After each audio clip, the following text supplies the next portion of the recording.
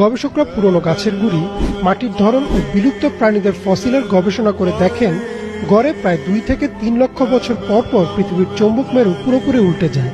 আর যখন যখন এটি উল্টে গেছে, পৃথিবীর প্রাণীকুলের উপর নেমে এসেছে কিয়ামত। অর্থাৎ প্রাণীজগতের বিরাট এক অংশ বিলুপ্ত হয়ে গেছে, যাকে বলা হয় ম্যাস এক্সটিংশন।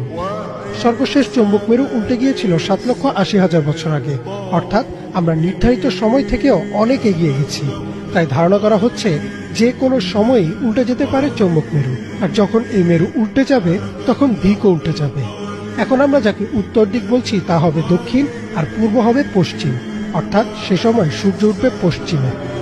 হঠাৎ একদিন সকালবেলা সূর্য পশ্চিম দিক থেকে উঠে যাবে এবং একটা লোকমা মুখে তোলার জন্য মানুষ মুখে নিবে, মুখে তুলতে পারবে না, তার আগে কিয়ামত হয়ে যাবে। পানি খাওয়ার গ্লাস উঠাবে, পানি পান করার আগেই কিয়ামত হয়ে যাবে।